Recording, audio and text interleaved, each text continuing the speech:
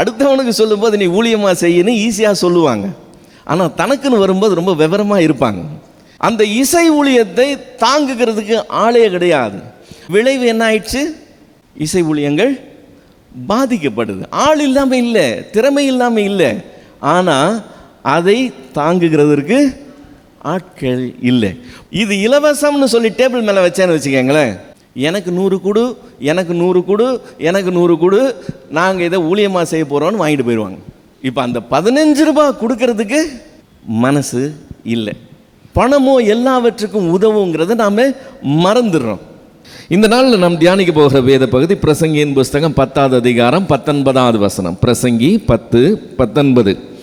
விருந்து சந்தோஷத்துக்கென்று செய்யப்படும், திராட்சை ரசம் ஜீவனுள்ளோரை களிப்பாக்கும், பணமோ எல்லாவற்றுக்கும் உதவும். நாம் வாசித்த இந்த வசனம் பிரசங்கியின் புஸ்தகத்தில் வருது. அதை சொன்னவன் சாலமோன் என்கிற ஞானி. சாலமோன் ஒரு ஞானி மட்டும் இல்லை, சாலமோன் ஒரு ராஜா.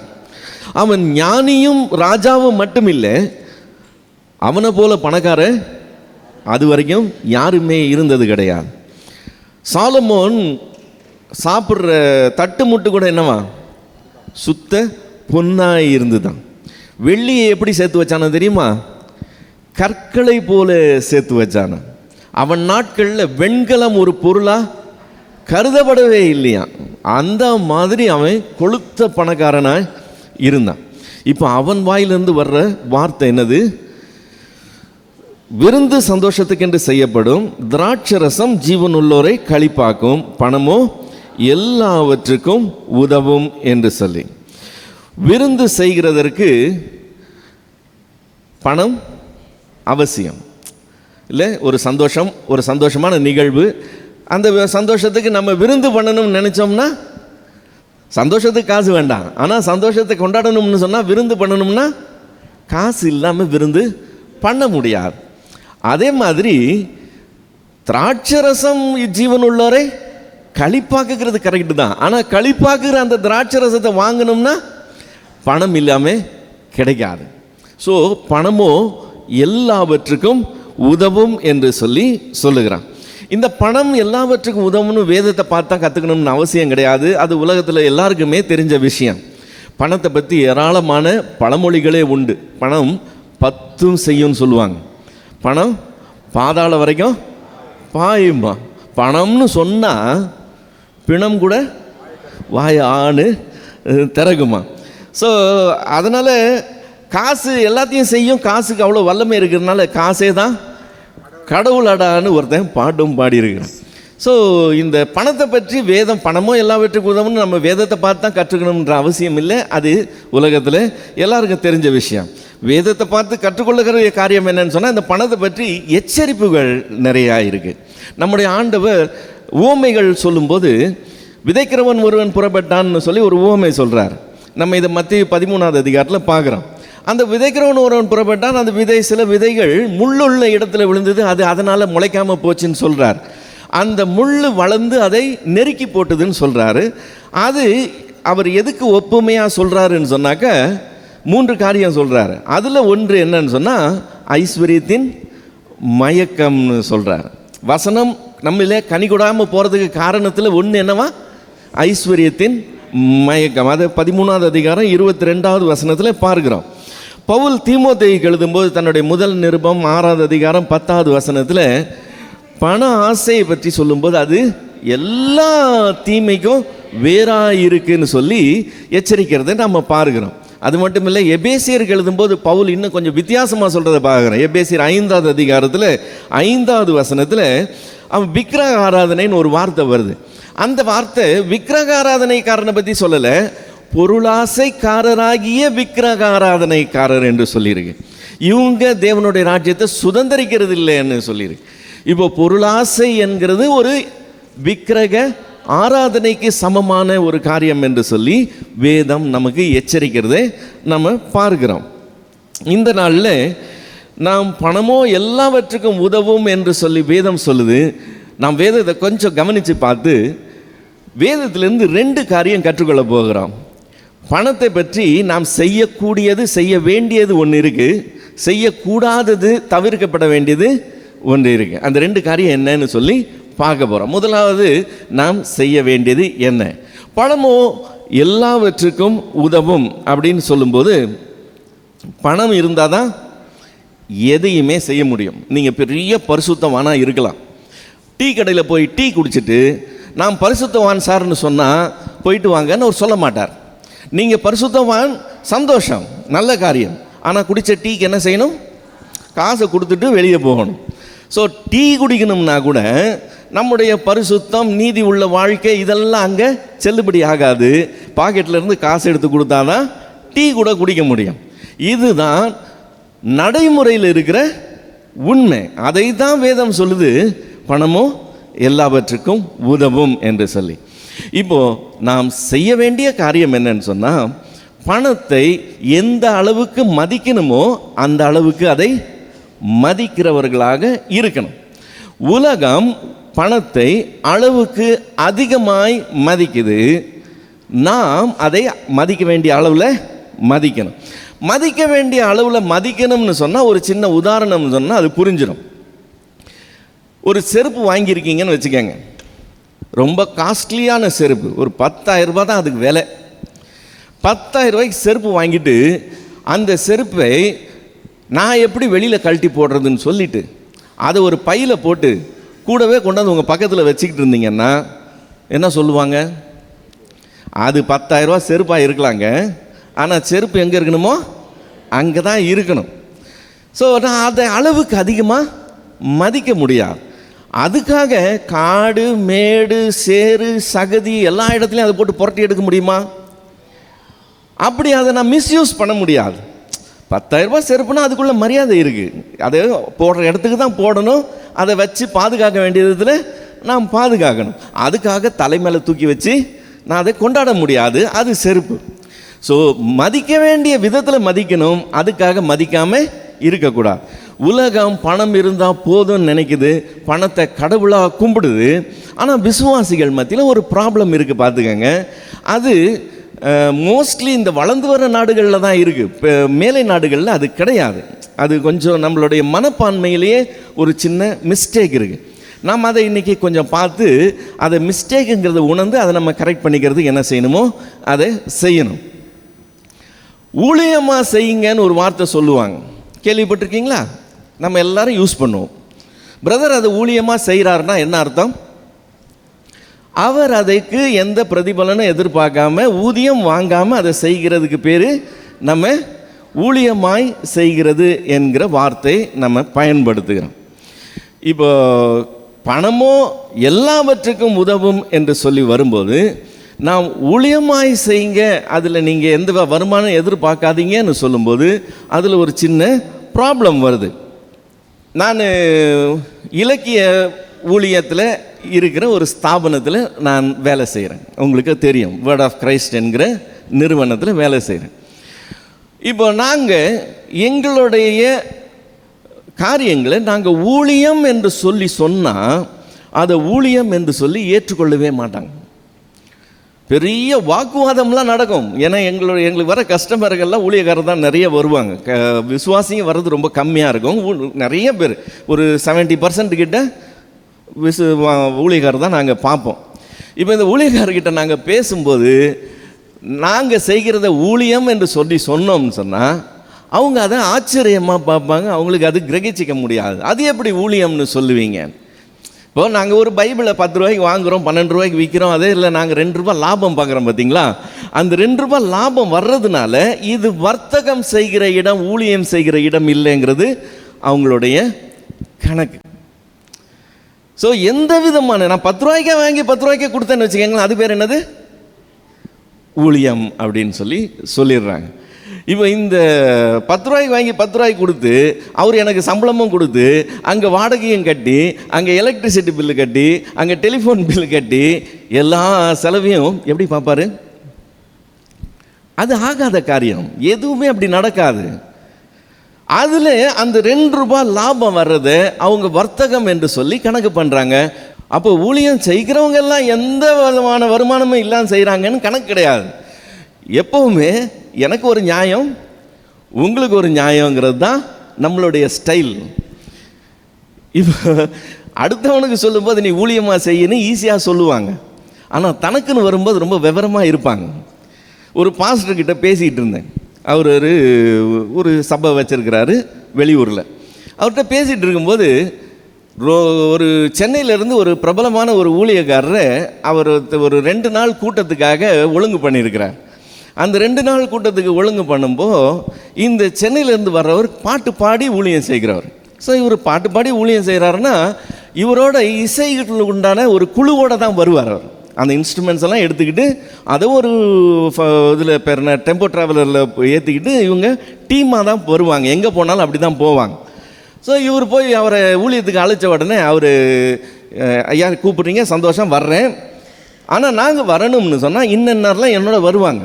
அவங்களுக்கு என்னென்ன பேமெண்ட் இருக்குது, எங்களுக்கு டிரான்ஸ்போர்ட்டுக்கு இவ்வளோ இருக்குது, ஆக மொத்தம் ஒரு நாளைக்கு இவ்வளோ ஆகுது, 2 நாளைக்கு நான் இவ்வளோ ஆகும்னு சொல்லி கணக்கு சொல்லிட்டார். உங்களுக்கு முடியுமான்னு பாருங்கன்னு சொல்லிட்டார்.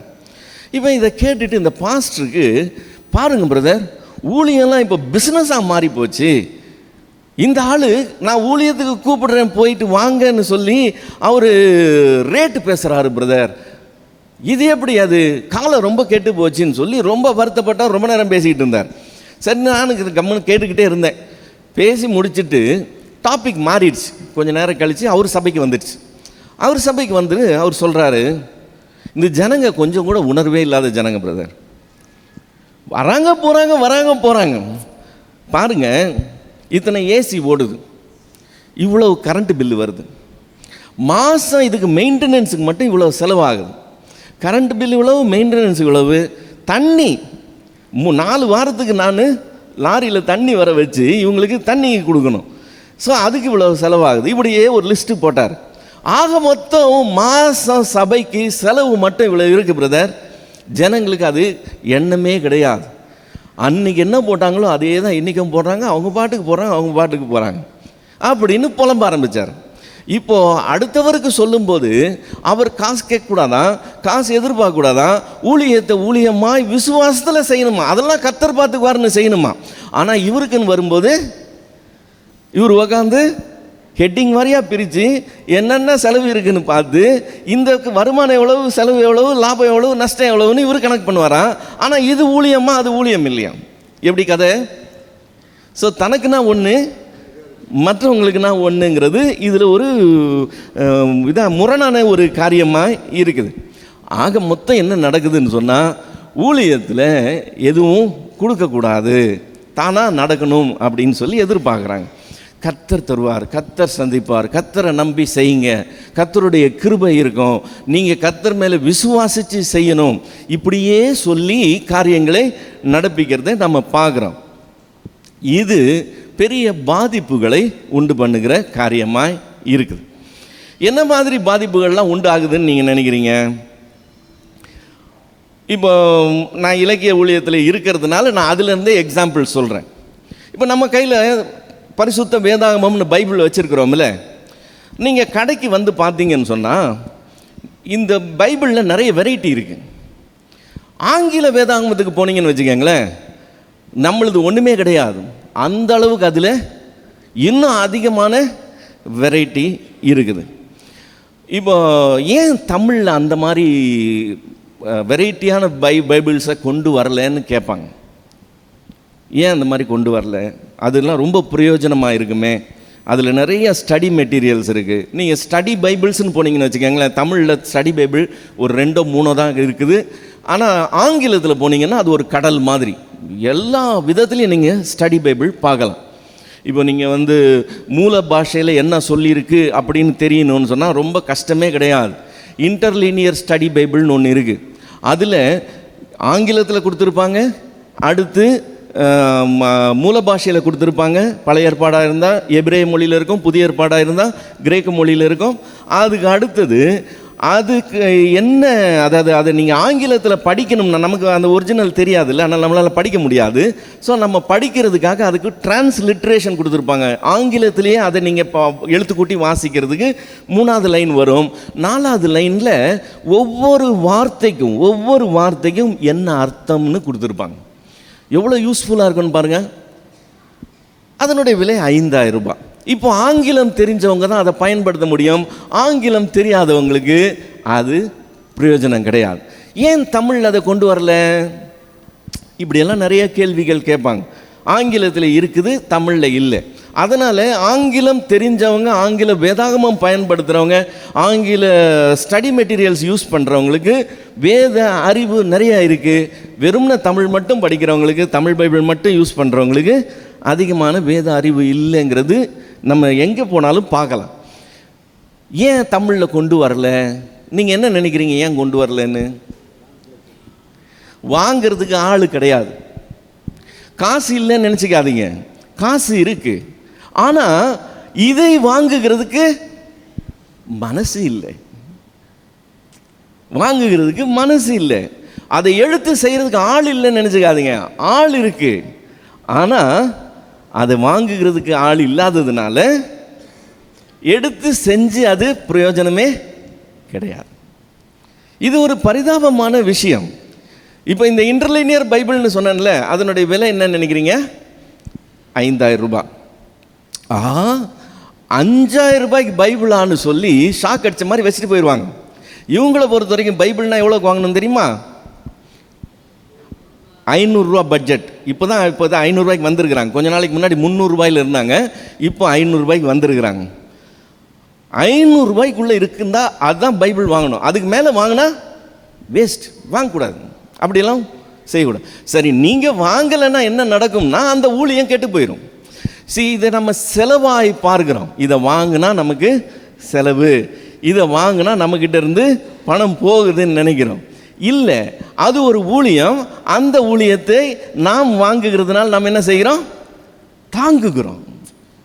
அப்போ தான் நம்ம அதை வாங்கினா தான் அது மாதிரி இன்னும் 2 வரும், இல்லைன்னா வராது. பணமும் எல்லாவற்றுக்கும் உதவுங்க. அதில் பணம் போகலைன்னு வச்சுக்கோங்களேன், அது எதுக்குமே பிரயோஜனம் கிடையாது. இப்போ பணமும் எல்லாவற்றுக்கும் உதவும்னா யார் அதை எல்லாவற்றுக்கும் உதவுறதா வச்சது? தேவன் தான் வச்சிருக்கிறார் இல்லையா? அதை எல்லாவற்றுக்கும் உதவும் காரியமாக வச்சிருக்கிறாருன்னு சொன்னால் அதை தங்கும் பொருளாக இல்லாமல் அதை புழங்கும் பொருளாக வச்சிருக்கிறார். அது எல்லா பக்கமும் போயிட்டு வரணும். அப்போ தான் அது புழக்கத்தில் இருக்கும். அப்போ தான் அது எல்லாருக்கும் பிரயோஜனமாக இருக்கும், எல்லாருடைய வளர்ச்சிக்கும் அது காரணமாக இருக்கும். ஊழியங்கள், இப்போ சபை ஊழியம் நடக்குது, மிஷினரி ஊழியம் நடக்குது. ஊழியங்கள் என்று சொல்லி சில ஸ்தாபனங்கள் எழும்பி அவங்க ஊழியம் செய்கிறேன்னு சொல்கிறாங்க. இதை தவிர மற்ற அத்தனை ஊழியங்களும் அடிபட்டு கிடக்குது. ஏன்னா அதற்கு யாருமே தாங்குகிறதுக்கு, அதில் கான்ட்ரிபியூட் பண்ணுறதுக்கு ரெடியாக இல்லை. இதை நம்ம எல்லா இடத்துலையும் பார்க்கலாம். இப்போ இசை ஊழியம் எடுத்துக்காங்களேன், செக்குலர் மியூசிக் இருக்குல்ல, இப்போ சினி மியூசிக், அதே மாதிரி காஸ்பல் மியூசிக் இருக்குது, கிறிஸ்தவ பாடல்கள் கொண்டு வராங்க. இப்போ எதோடைய குவாலிட்டி நல்லா இருக்குன்னு நினைக்கிறீங்க? செக்குலர் மியூசிக்கோடைய குவாலிட்டி நல்லா இருக்கா, இல்லை காஸ்பல் மியூசிக்கோடைய குவாலிட்டி நல்லா இருக்கா? 100% கேரண்டியாக சொல்லலாம், செக்குலர் மியூசிக் முன்னாடி காஸ்பல் மியூசிக் நிற்காது. ஏன்? பட்ஜெட். ப்ராப்ளமே பட்ஜெட் தான். அந்த இசை ஊழியத்தை தாங்குகிறதுக்கு ஆளே கிடையாது. அந்த இசை ஊழியத்தில் இருக்கிறவங்க எல்லாருமே வேற ஒரு பிழைப்பை பார்த்துக்கிட்டு இதை சேர்த்து செஞ்சால் தான் பிழைக்கவே முடியும். இதை நம்பி நின்னாங்கன்னா முடிஞ்சு போச்சு கதை. யாரும் எதுக்கும் பைசா கொடுக்க மாட்டாங்க, கூப்பிட்டு அவங்கள பயன்படுத்திக்குவாங்க, கை கொடுத்து அனுப்பிச்சிருவாங்க, அவ்வளோதான். அது ஒரு ஊழியம், அதை தாங்கணும்னு நினைக்கவே மாட்டாங்க. விளைவு என்ன ஆயிடுச்சு? இசை ஊழியங்கள் பாதிக்கப்படுது. ஆள் இல்லாமல் இல்லை, திறமை இல்லாமல் இல்லை, ஆனால் அதை தாங்குகிறதற்கு ஆட்கள் இல்லை. பணமோ எல்லாவற்றுக்கும் உதவுங்கிறத நாம் மறந்துடுறோம். இப்போ ஒரு புக்கை டிரான்ஸ்லேட் பண்ணணும்னு வச்சுக்கோங்களேன், ஆங்கிலத்தில் நிறைய புக்ஸ் இருக்குது, நிறைய விதமான புக்ஸ் இருக்குது. அந்த புக்ஸு நம்மளுடைய தமிழ் மக்களுக்கு ரீச்சுக்கே கிடையாது. இப்போ நான் எழுதின புக்ஸு உங்களுக்கு தெரியும், வேதாகம சரித்திரம் தெரியும், ஒருங்கிணைக்கப்பட்ட சுவிசேஷம் தெரியும், அப்போஸ்தலனாகிய பவுல் தெரியும். இந்த மாதிரி புக்ஸ் எல்லாம் நான் ஏன் தமிழ்லேயே எழுதினேன் தெரியுமா? நான் ஆங்கிலத்தில் எழுதியிருக்கலாம், அவங்களுக்கு ஏற்கனவே நிறையா இருக்குது, நான் கொடுக்கணுன்னு அவசியம் கிடையாது. என்னுடைய தமிழ் மக்களுக்கு தான் இல்லை, அதனால் நான் தமிழில் தான் எழுதுவேன்னு தமிழில் எழுதி பிரச்சுரமான அப்புறம் தான் அதை ஆங்கிலத்துக்கே மொழிபெயர்த்து அதை ஆங்கிலத்தில் போட்டு இன்டர்நேஷ்னலாக கூட பப்ளிஷ் பண்ணும். தமிழில் இல்லை. ஏன் தமிழில் இல்லை, ஆங்கிலத்தில் இருக்காது, தமிழாக்கம் பண்ணால் என்ன, ஒன்றும் கஷ்டம் கிடையாதுன்னு யோசிக்கலாம். தமிழாக்கம் பண்ணுகிறவங்களுக்கு காசு கொடுக்க ரெடியாக இல்லை.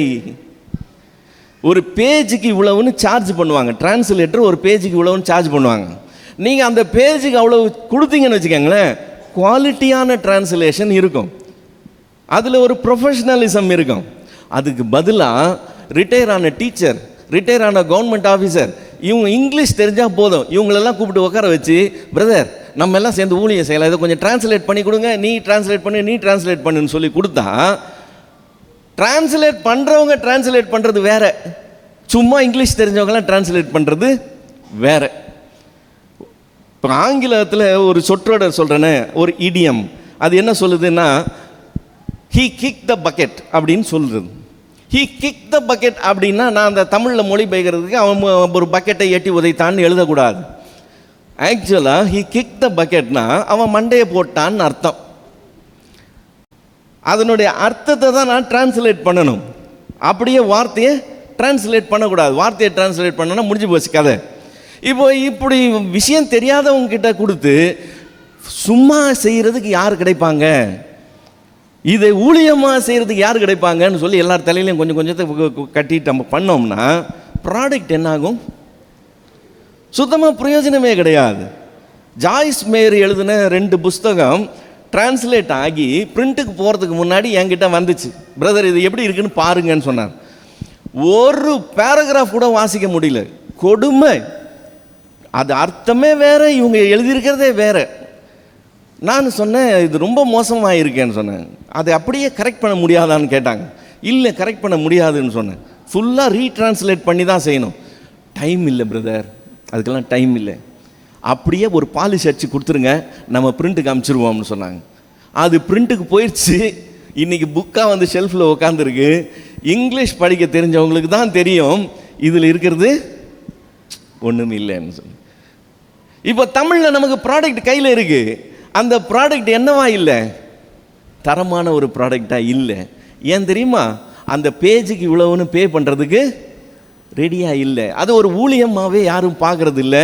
அதை ஊழியமாக செய்யுங்க, ஊதியம் இல்லாமல் செய்யுங்கன்னு சொல்லி அந்த ஊழியங்கள் அடிப்படுது. இப்போ இதனுடைய விளைவு என்னது, ஊழியங்கள் பாதிக்கப்படுது. இது எல்லா பக்கமும் நம்ம பார்த்துக்கிட்டே இருக்கலாம். இப்போ இதை நாம் கரெக்ட் பண்ணணும். நான் ஏற்கனவே ஆரம்பிக்கும் போதே சொன்னேன், இந்த மனநிலை எங்கே தான் இருக்குன்னு சொன்னேன், வளர்ந்து வர நாடுகளாகிய நம்மளை போல உள்ள இடங்களில் தான் இருக்குது. மேலை நாடுகளில் இது கிடையாது. 100% கேரண்டியாக சொல்கிறேன், கிடையாது. அவங்க மத்தியில் நான் ஒரு முறை சிங்கப்பூருக்கு போயிருந்தப்போ என்னுடைய சிடிஸை கொண்டு போயிருந்தேன். அப்போல்லாம் சிடி நம்ம போட்டு சிடியை காசு கொடுத்து வாங்கி பார்ப்பேன். இப்போ தான் ஃபுல்லாக யூடியூபாக மாறி போச்சு. அப்போ சிடிஸ் இருந்துச்சு. அப்போது சிடிஸில் நான் என்னுடைய மெசேஜஸை நான் ரெக்கார்ட் பண்ணி கொண்டு போயிருந்தப்போ அவங்க எல்லாருமே சிடி வாங்கினாங்க. எனக்கு உண்மையிலே ஆச்சரியமா இருந்துச்சு. நான் கையில் கொண்டு போனது எல்லாம் காலி ஆயிடுச்சு. அப்போ அந்த சபை பாஸ்டர் சொன்னார், அவங்க கேட்குறாங்களோ இல்லையோ வாங்குவாங்க பிரதர். ஏன்னு கேட்டேன். கேட்குறாங்களோ இல்லையோ, ஏன்னா அவங்கக்கிட்ட சிடி பிளேயரே இருக்கான்னு தெரியல. அவங்க நம்மளோட டெக்னாலஜியில் முன்னாடி இருக்கிறாங்க. நான் அந்த டைமில் போய் அவங்களுக்கு சிடி கொடுக்குறேன், இதை போட்டு கேட்க போகிறாங்களான்னு தெரியல, ஆனால் வாங்கினாங்க.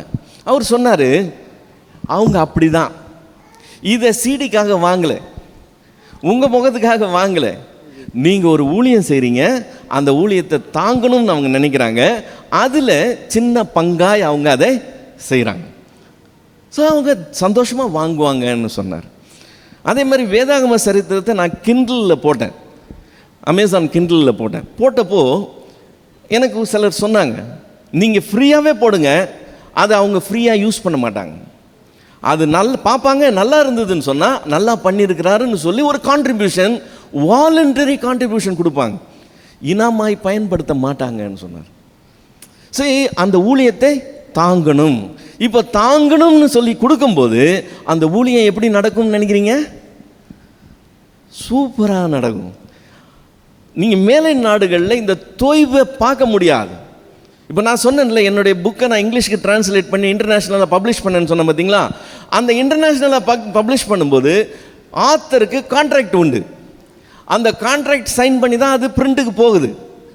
ஓகே, என்ன ராயல்ட்டின்னு அதில் மென்ஷன் ஆகிருக்கும், எத்தனை மாதத்துக்கு ஒரு தடவை ராயல்ட்டி கொடுக்க போகிறாங்கன்னு இருக்கும், என்ன விற்கிதோ, 10 புக்கு விற்கிதோ, 5 புக்கு விற்கிதோ, அதுக்கு உண்டான ராயல்ட்டி ஆட்டோமேட்டிக்காக எனக்கு வந்துடும். தமிழில் நாங்கள் அதை எதிர்பார்க்கவே முடியாது. இங்கே எது செய்தாலும் நம்ம காசு போட்டு செஞ்சு அதை ஃப்ரீயாக கொண்டு போய் கொடுத்து அவங்கள வாங்க சொல்லணும். அதையும் ஃப்ரீயாக கொடுத்தோம்னா சந்தோஷமாக வாங்கிக்குவாங்க, காசு கொடுத்தோம்னா வாங்க மாட்டாங்க. சரி, ஒரு புஸ்தகம் எழுதினேன், யார் இந்த இயேசு கிறிஸ்துன்னு சொல்லி. அந்த யார் இந்த இயேசு கிறிஸ்துன்ற புக்கு ஏன் எழுதுனேன்னா, பைபிள் வாசிக்கிற நமக்கு யார் இயேசு கிறிஸ்துன்னு தெரியும், பைபிள் வாசிக்காதவங்களுக்கு இயேசு கிறிஸ்து யாருன்னு தெரியாது. இப்போ அவங்களுக்கு நீங்கள் இயேசு கிறிஸ்து யாருன்னு உட்காந்து சொல்லணும்னா எவ்வளோ நேரம் சொல்ல முடியும்?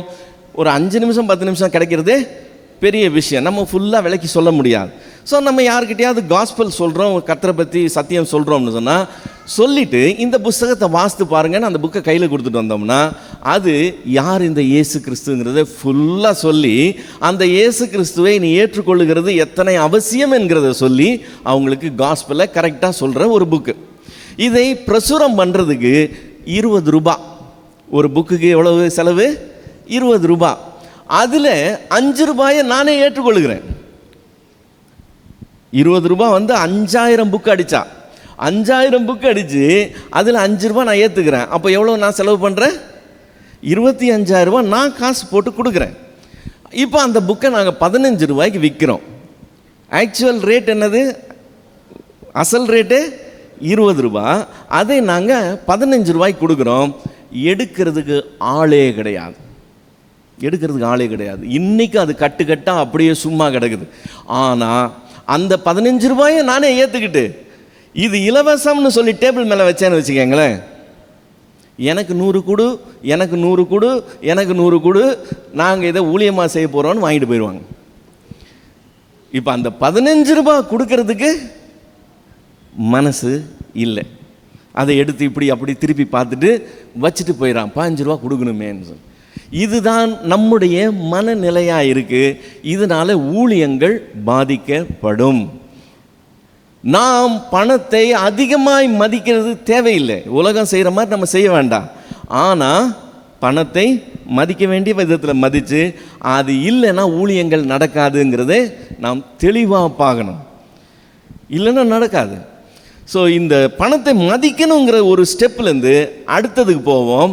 அதை மதிக்கலாம், ஆனால் அதை நம்பக்கூடாதுன்னு வேதம் சொல்லுது. பணத்தை நம்பக்கூடாதுன்னு சொல்லி சாலமோனே சொல்லுகிறதை பார்க்கிறோம். நீதிமொழிகளின் புஸ்தகம் 11வது அதிகாரம் 28வது வசனம். நீதிமொழிகள் 11:28. தன் ஐஸ்வர்யத்தை நம்புகிறவன் விழுவான், நீதிமான்களோ துளிரை போல் தழைப்பார்கள். ஸோ நம்பக்கூடாது, பணத்தை நம்புறது தவறான காரியம். இப்போது பணம் எல்லாத்தையும் சாதிக்குது இல்லை, பணம் எல்லாத்தையும் சாதிக்குது. பணம் இருந்தால் எதையுமே செய்ய முடியுங்கிற நிலைமை பூமியில் இருக்குது. அதனால் உலகம் அதை தெய்வமாக கொண்டாடுது. நீங்களும் நானும் தெளிவாக இருக்கணும். இதை சிருஷ்டித்த தெய்வத்தை தான் நம்புகிறவங்க, அவரால் சிருஷ்டிக்கப்பட்ட பணத்தை நாம் நம்புகிறவர்களாக இருக்கக்கூடாது. இதில் நாம் தெளிவாக இருக்கணும். இதனுடைய காரியத்தை ஆண்டவர் அவருடைய ஊழிய நாட்களில் ஒரு வார்த்தையாக சொல்கிறார். இன்றைக்கி நம்ம அதை வேத பாடமாக வாசித்தோம். ஒரு வாலிபன் ஆண்டவர் இடத்துல வர்றான். ஆண்டவரே, நான் நித்திய ஜீவனை சுதந்திரிக்கிறதுக்கு என்ன செய்யணும்னு சொல்லி கேட்குறான். ஆண்டவர் அவன்கிட்ட என்ன சொல்கிறாரு? நீ உனக்கு ஏற்கனவே எழுதியிருக்குப்பா, நியாயப்பிரமாணத்தில் என்னென்ன சொல்லியிருக்கோ அந்த பிரமாணங்களெல்லாம் நீ கை கொள்ளுன்னு சொல்கிறாரு. நான் சிறு வயது முதல் அதெல்லாம் கை கொள்கிறேன் ஆண்டவரேன்னு சொல்கிறான். ஆண்டவர் அவன் இடத்துல அன்பு கூர்ந்து அவன்கிட்ட சொல்கிறாரு, நீ பூரண சர்க்குணராக இருக்க விரும்பினா ஒரு காரியம் செய். என்ன பண்ணு? உனக்கு உள்ளதெல்லாம் விற்று தரித்திரருக்கு கொடுத்துட்டு பின்பு என்னை பின்பற்றி வான்னு சொல்கிறார். இப்போ அந்த பையன் மிகுந்த ஐஸ்வர்யம் உள்ளவனாக இருந்ததுனால அவன் என்ன செஞ்சானா? மிகுந்த மன துக்கத்தோடு திரும்பி போயிட்டான். அவன் திரும்பி போன அப்புறம் ஆண்டவர் ஒரு கமெண்ட் சொல்கிறார். அதுதான் ரொம்ப முக்கியமான காரியம். 19வது அதிகாரம், மத்தேயுக்கு போயிடும். மத்தேயு 19வது அதிகாரம் 24வது வசனம். மத்தேயு 19:24. மேலும் ஐஸ்வர்யவான் தேவனுடைய ராஜ்யத்தில் பிரவேசிப்பதை பார்க்கிலும் ஒட்டகமானது ஊசியின் காதில் நுழைவது எளிதாக இருக்கும் என்று உங்களுக்கு சொல்லுகிறேன் என்றார். இது ரொம்ப கிரகிக்கிறதுக்கு கஷ்டமான ஒரு வார்த்தையை நம்முடைய ஆண்டவர் சொல்றார். ஐஸ்வர்யவான் தேவனுடைய ராஜ்யத்தில் பிரவேசிப்பதை பார்க்கிலும் ஒட்டகமானது ஊசியின் காதில் நுழைகிறது எளிதுன்னு சொல்றார். ஊசியின் காதுனா என்னது? நம்ம எல்லாம் ஊசி பார்த்துருக்கோம்ல, அதில் நூலை கோக்கிறதுக்கே பெரிய ஒரு காரியம். நம்ம கண்ணாடி போட்டவங்களுக்கெல்லாம் அது அப்படியே கொஞ்சம் பார்த்து எப்படின்னு பிள்ளைங்களை, சின்ன பிள்ளைங்களை கூப்பிட்டு அம்மா அதை கொஞ்சம் கோர்த்து கொடுன்னு சொல்லி கேட்டு வாங்கிக்கிற நிலைமை. ஒரு நூலை கோக்கிறதே கஷ்டம். ஒட்டகம் எவ்வளோ பெருசு? அவ்வளோ பெரிய ஒட்டகம் இவ்வளோண்டு ஊசியின் காதுக்குள்ளே போக முடியுமா? ஒரு ஐஸ்வர்யவான் தேவனுடைய ராஜ்யத்துக்குள் பிரவேசிக்கிறது, அவன் போகிறத விட இது உள்ளே போகிறது ஈஸின்ற ஆண்டவர் சொல்கிறார். ஸோ இதை விளக்குறது ரொம்ப கஷ்டமாக இருக்கிறதுனால சில போதகர்கள் அதை எப்படி சொல்கிறாங்கன்னு சொன்னால், ஊசியின் காதுன்னா லிட்ரலாக ஊசியுடைய காதுன்னு நினச்சிக்காதீங்க. ஊசியின் காதுன்னு சொன்னால் ஒரு பட்டணத்தின் வாசல் இருக்குது பார்த்தீங்களா, அந்த வாசல் கதவை எப்போவுமே திறந்து வைக்க மாட்டாங்க. அவ்வளோ பெரிய கதவை எப்பவும் திறக்க மாட்டாங்க.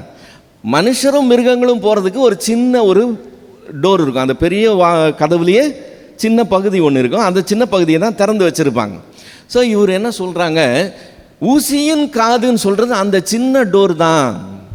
அதில் ஒட்டகம் போகிறது கொஞ்சம் குனிஞ்சு உள்ளே போக வேண்டியிருக்கும்.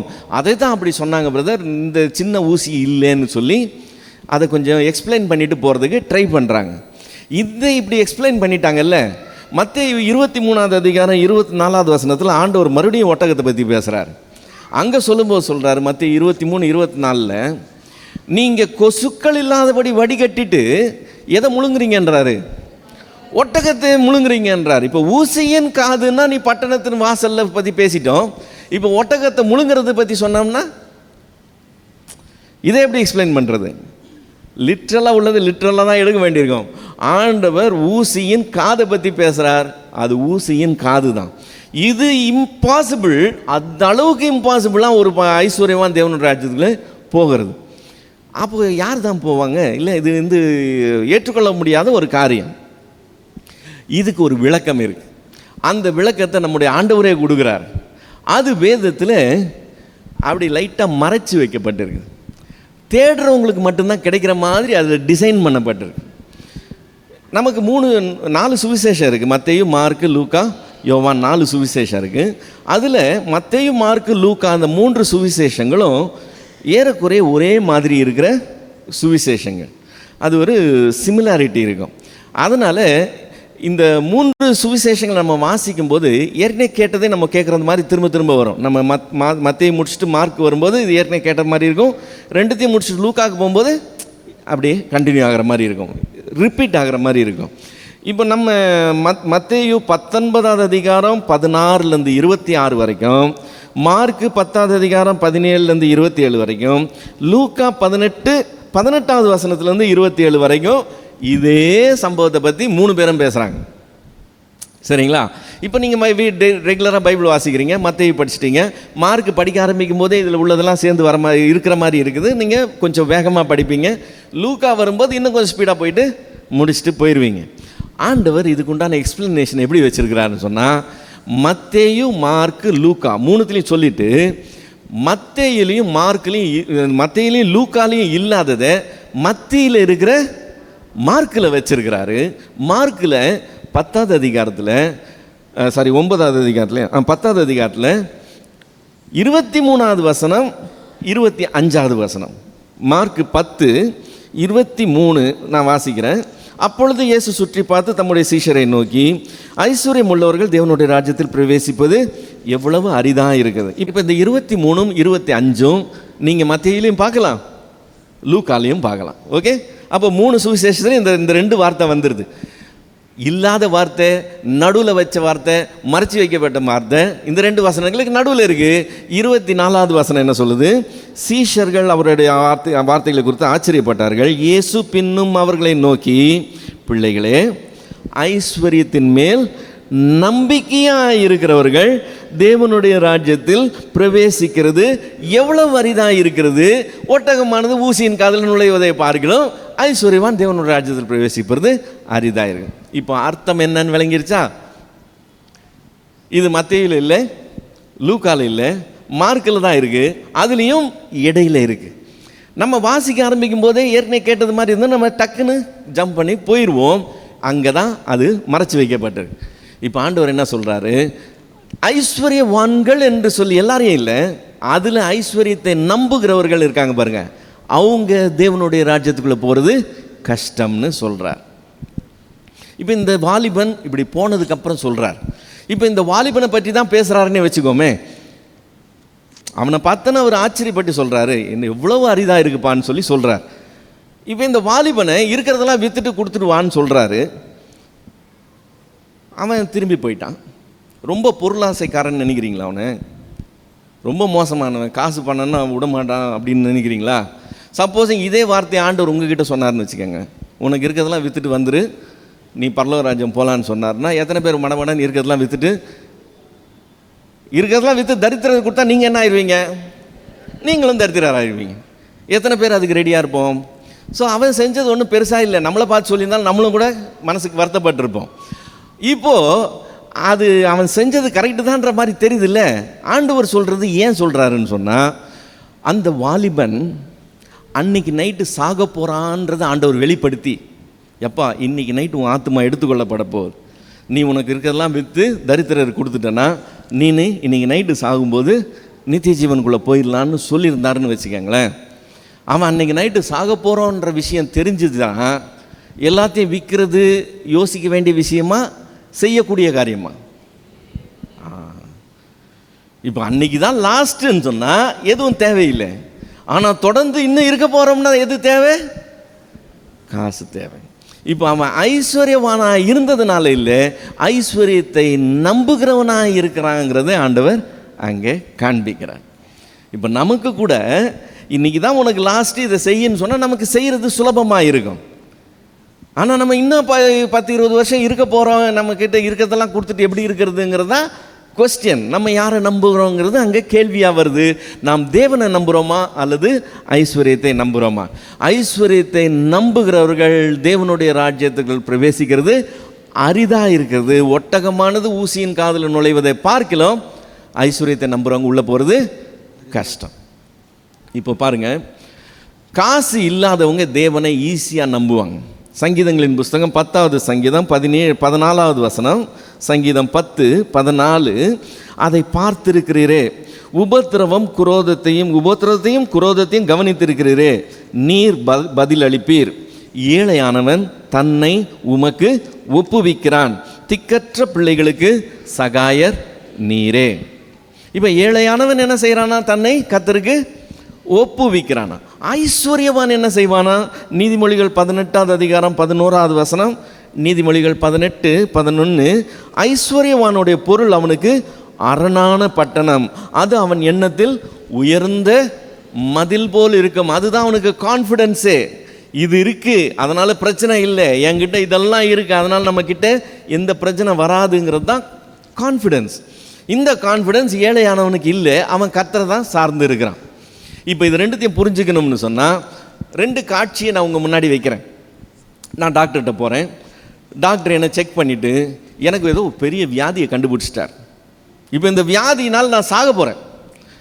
அப்படி நான் சாகாமல் பிழைக்கணும்னு சொன்னால் கொஞ்சம் பணம் செலவாகும். ஒரு 25 லட்ச ரூபாய் செலவு பண்ணால் என்னை உயிர் பிழைக்க வச்சிடலாம்னு சொல்கிறார்.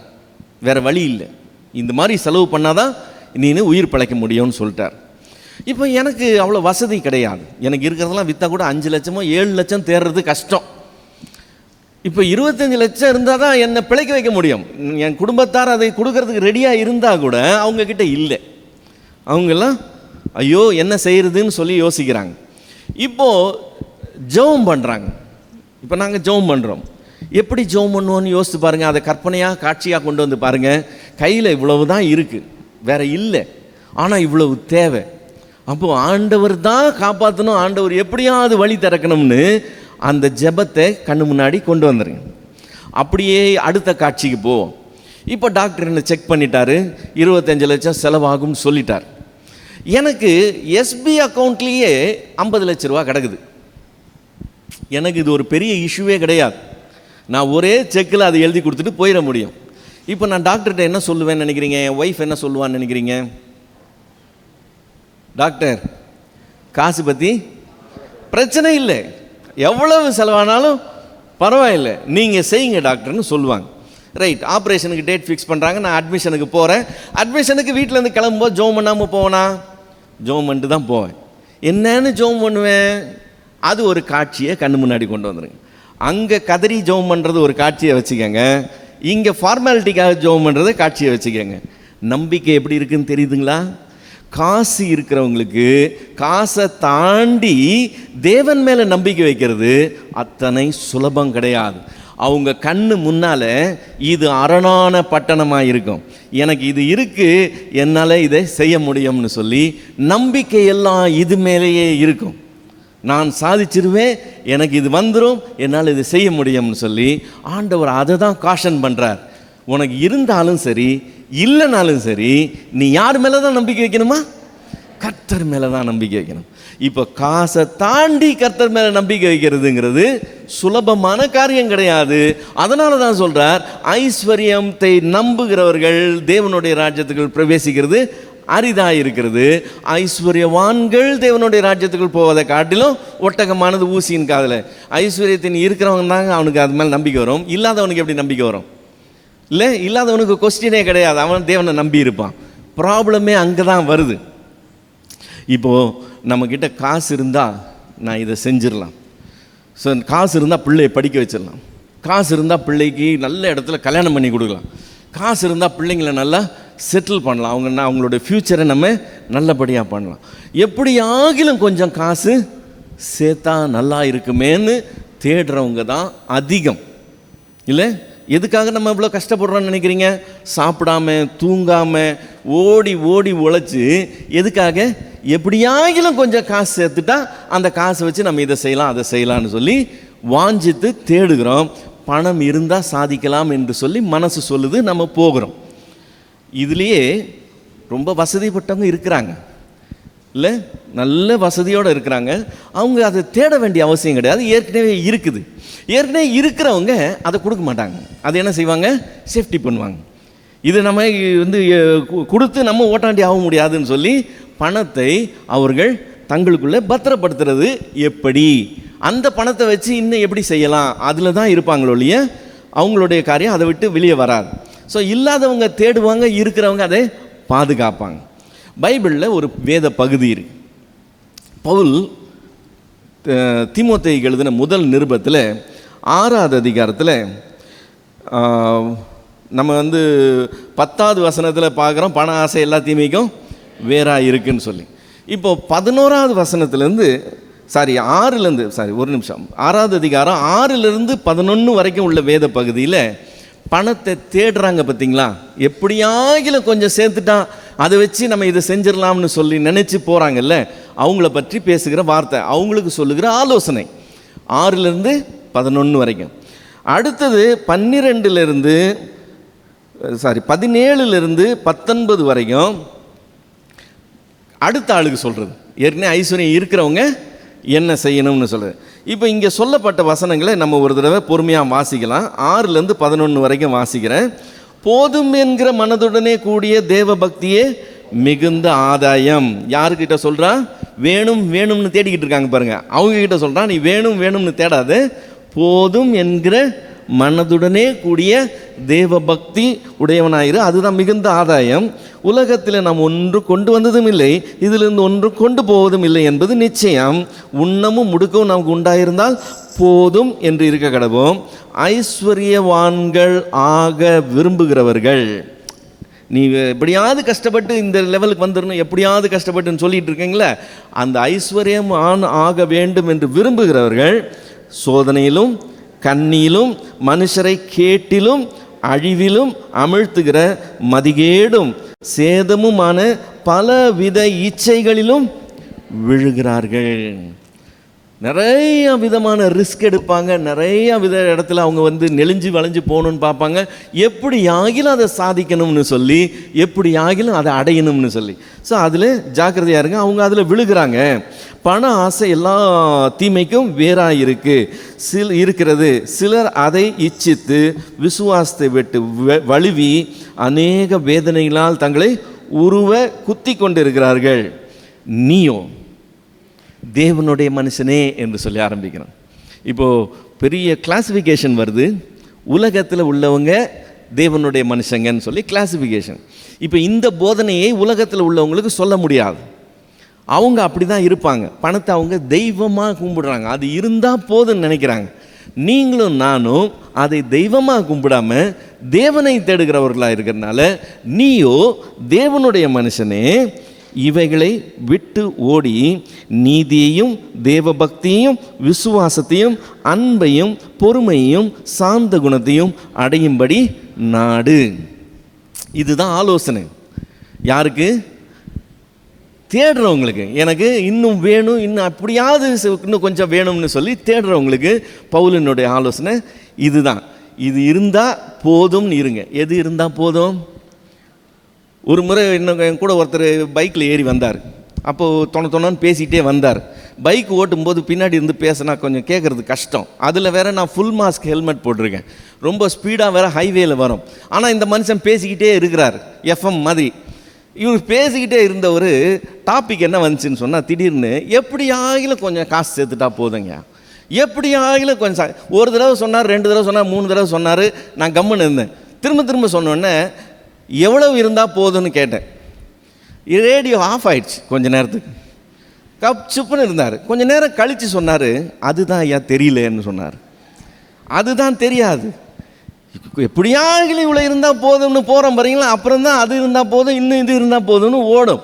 அதனால தான் அவன் சொல்கிறான், எது இருந்தால் போதுமா? உண்ணவும் உடுக்கவும் இருந்தால் போதும் என்கிற மனதுடனே கூடிய தேவபக்தியே மிகுந்த ஆதாயமா. தேவ மனுஷனே, உலகம் அதை தேடுது, நீ எதை தேடு? பொறுமையும் நீதியையும் தேவபக்தியும் விசுவாசத்தையும் அன்பையும் பொறுமையும் சாந்த குணத்தையும் நீ தேடுறவனா இரு. இதில் கான்சென்ட்ரேட் பண்ணு. அதை பற்றி ரொம்ப அதுக்காக ஒரு காரியம் செய்யாதேன்னு சொல்லி ஆலோசனை சொல்கிறான். சொல்லிட்டு ஐஸ்வர்யவான்களை பற்றி சொல்லுகிற விஷயம் 17லேருந்து 19 வரைக்கும், இவ்வுலகத்திலே ஐஸ்வர்யம் உள்ளவர்கள் இருமாப்பான சிந்தை உள்ளவர்களாக இராமலும் நிலையற்ற ஐஸ்வர்யத்தின் மேல் நம்பிக்கை வையாமலும் நாம் அனுபவிக்கிறதற்கு சகலவித நன்மைகளையும் நமக்கு சம்பூரணமாய் கொடுக்கிற ஜீவனுள்ள தேவன் மேல் நம்பிக்கை வைக்கவும் நன்மை செய்யவும் நற்கிரியைகளில் ஐஸ்வர்யவான்களாகவும் தாராளமாய் கொடுக்கிறவர்களும் உதார குணமுள்ளவர்களுமாய் இருக்கவும் நித்திய ஜீவனை பற்றி கொள்ளும்படி வருங்காலத்திற்காக தங்களுக்கு நல்ல ஆதாரத்தை பொக்கிஷமாய் வைக்கவும் அவர்களுக்கு கட்டளையிடு. இது யாருக்கு? இருக்கிறவங்களுக்கு. இருக்கிறவங்க எதை நம்பக்கூடாதா? ஐஸ்வர்யத்தை நம்பக்கூடாதா? ஏன் நம்பக்கூடாதா? அது நிலை இல்லாதது. ஐஸ்வர்யம் நிலை இல்லாதது. நாம் எதை தான் நம்பணுமா? தேவனை தான் நம்பணுமா? சரி, காசு இருந்தால் இதை செஞ்சிடலாம்னு நினைக்கிறோம் பார்த்தீங்களா? நிச்சயமாக செய்ய முடியும். பணமும் எல்லாவற்றுக்கும் உதவும். பணம் இருந்தால் தான் எல்லாம் செய்ய முடியும். நான் பஸ்ஸில் பிரயாணம் பண்ணணும்னா டிக்கெட்டு வாங்கணும். டிக்கெட் வாங்குறதுக்கு என்ன வேணும்? பணம் வேணும். என்கிட்ட பணம் இருக்குது, நான் டிக்கெட் வாங்கிட்டேன். ஆனால் நான் காசு கொடுத்து டிக்கெட் வாங்கிட்டேன் என்கிறதுனால நான் போய் சேர வேண்டிய இடத்துக்கு போய் சேருவேன்னு கேரண்டி ஏதாவது இருக்கா? கேரண்டி கிடையாது. பணமோ எல்லாவற்றுக்கும் உதவும். ஆனால் தேவ தயவு இல்லாமல் எதுவுமே கம்ப்ளீட் ஆகாது. நாம் பணத்தை நம்புகிறத விட அதை விட பெரியவராக இருக்கிற தேவனை நம்புகிறவர்களாக இருக்கணும். பணம் இருந்தால் பிள்ளையை படிக்க வச்சிடலாங்க. பிள்ளையை நல்ல காலேஜில் படிக்க வச்சு நல்ல வேலைக்கு அனுப்பலாம். ஆனால் அது அவனுக்கு ஆசீர்வாதமாக இருக்கும்னு என்ன கேரண்டி? தேவ கிருபை இல்லாமல் அது ஆசீர்வாதமாக ஆகாது. நாம் பணம் இருந்தால் செய்திடலாம், பணம் இருந்தால் செய்திடலாம். நம்ம நாமே ஏமாற்றிக்கொள்ளக்கூடாது. பணம் இருந்தாலும் நம்ம நம்பிக்கை எது மேலே இருக்கணும்? தேவன் மேலே இருக்கணும், தேவன் ஆசீர்வதிக்கணும், தேவன் கிருபை இருக்கணும், தேவன் என்னோட பிள்ளைகளை பாதுகாக்கணும்னு சொல்லி நம்முடைய பிள்ளையை நல்ல இடத்துல கட்டி கொடுக்க, நல்லா செலவு பண்ணி நல்ல வாழ்க்கையை ஏற்படுத்தி கொடுக்கலாம்னு சொல்லி நம்ம பணம் இருந்தால் செய்யலாம்னு சொல்லி நினைக்கலாம். பணம் இருந்தால் நீங்கள் அதை செய்யலாம், ஊரே வியக்கிற மாதிரி நீங்கள் ஒரு பெரிய ஒரு கல்யாணத்தை நடத்தி முடிக்கலாம். ஆனால் பிள்ளை ஆசீர்வாதமாக இருப்பான்னு என்ன கேரண்டி? நம்மளை சுற்றி பாருங்கள், எத்தனை கல்யாணங்கள் அப்படி நடந்து எத்தனை பேர் கண்ணீரில் இருக்கிறாங்கன்னு பாருங்கள். தேவன் தயவு பாராட்டலைன்னா நீங்கள் என்னதான் தலைகளில் நின்னாலும் அது பிரயோஜனம் கிடையாது. நம்முடைய நம்பிக்கை அந்த காசு பணத்தின் மேலே இருக்கக்கூடாது. காசு பணம் இருந்தால் கூட நம்முடைய நம்பிக்கை எதன் மேலே இருக்கணும்? தேவன் மேலே இருக்கணும். அப்படி ஐஸ்வர்யத்தை நம்புகிறவன் என்ன செய்வானா? தன் ஐஸ்வர்யத்தை நம்புகிறவன் விழுவான் என்கிறது வசனம். இது மாறவே மாறாது. அதனால தான் ஆண்டவர் சொல்றார், ஐஸ்வர்யத்தை நம்புகிறவன் பரலோக ராஜ்யத்தில் பிரவேசிக்கிறது அரிதாக இருக்கும்னு சொல்றார். இப்போ இன்னைக்கு நம்ம 2 காரியம் பார்த்தோம். பணமோ எல்லாவற்றுக்கும் உதவும், அதை நாம் மறந்து போகக்கூடாது. பணத்தை எவ்வளோ மதிக்கணுமோ மதிக்கணும். பணம் கொடுக்காம அந்த காரியம் நடக்கும்னு நம்ம எந்த காரியத்தை நினைக்கக்கூடாது. அது சின்ன விஷயமா இருந்தாலும் சரி, பெரிய விஷயமா இருந்தாலும் சரி, குறிப்பாய் ஊழியங்களில் பணம் கொடுக்காம அது நடக்காதுங்கிறது நமக்கு தெரியணும். நம்மை சுற்றி பார்த்தா நம்மை இந்த காரியங்கள்லாம் எப்படி பாதிப்படைஞ்சு நிற்குதுன்றதை பார்க்கும்போது அது 100% தெரிகிற விஷயமா இருக்கும். ஸோ இந்த மனநிலையை மாற்றிக்கொள்ளணும். பணமோ எல்லாவற்றுக்கும் உதவும் என்கிற உண்மையை நாம் ஒப்புக்கொண்டு பணத்தை நாம் என்ன செய்யணும்? புழக்கத்தில் விடுறவங்களாக இருக்கணும், அதை செய்கிறவர்களாக இருக்கணும். பைபிள் வாங்கிறதுக்கு தயங்காதீங்க. என்ன, பேப்டிசம் எடுத்தப்போ கொடுத்துருப்பாங்க ஒரு பைபிள். அந்த பைபிளை வச்சுக்கிட்டே ஓட்டிக்கிட்டு போகிறவங்க இருக்கிறாங்க. கல்யாணத்துக்கு பைபிள் வாங்கியிருப்பாங்க. அந்த கல்யாணத்தை வச்சு வாங்கின பைபிளே வச்சுக்கிட்டு கடைசி வரைக்கும் யூஸ் பண்ணலாம். அது என்ன தான் கவர் 2 பக்கம் போனாலும் கவர் வேணால் ஜிப்பு போட்டு ஒரு கவர் வேணால் போட்டுக்கலாம் மொழிய பைபிளை மாற்றக்கூடாதுன்ற பாலிசியில் இருக்காதீங்க. நீங்கள் அதில் காசு கொடுக்கலன்னா அந்த ஊழியம் அடிபடும். என்ன பிரதர் இதில் போய் அதில் தான் எல்லாமே இருக்குது. நம்முடைய மனநிலையை மாற்றணும். ஊழியத்தை தாங்கணும் என்கிறதுக்காக கொடுக்கணும். நமக்கு அந்த பைபிள் வேணுங்கிறதுக்காக இல்லை. நம்மளை மாதிரி 4 பேர் அதை வாங்கினாதான் அது மாதிரி 4 ப்ராடக்ட்டு வெளியே வரும். நம்ம மேலை நாடுகளை பார்த்து இதெல்லாம் கற்றுக்கொள்ளணும். அவங்க அதுக்கு செய்வாங்க, அதுக்கு காசு கொடுக்குறாங்க. அதனால தான் அது வளர்ச்சி அடையுது, இன்னும் அதிகமாக விஸ்தாரம் அடையுது. நம்மளுக்கு அப்படி ஆக முடியல. தாளந்துகள் திறமைகள் இருந்தும் நம்மளால் ஊழியங்களை செய்ய முடியல. காரணம் என்னன்னு சொன்னால் இதை புழக்கத்தில் விடுறதுக்கு இஷ்டம் இல்லை. ஸோ பணம் எல்லாவற்றுக்கும் உதவும் என்று அறிந்து பணத்தை மதிக்க வேண்டிய அளவில் மதிக்கணும். அதுக்காக பணத்தை என்ன செய்யக்கூடாது? நம்பக்கூடாது. பணம் இருந்தால் செஞ்சிருவேன்னு சொல்லி ஒரு நாள் நம்பக்கூடாது. அப்படி நம்பிட்டோன்னு வச்சுக்கோங்களேன், நாம் தேவனுடைய ராஜ்யத்துக்குள் போகிறது அரிதாய் ஆயிடும். நமக்கு அந்த நிலைமை வரவே கூடாது. காசு இருந்தாலும் இல்லைனாலும் யார் இருக்கணும்? நமக்கு ஆண்டவர் இருக்கணும். ஹல்லேலூயா. கண்களை மூடி ஆண்டவர் நோக்கி பார்க்கலாமா?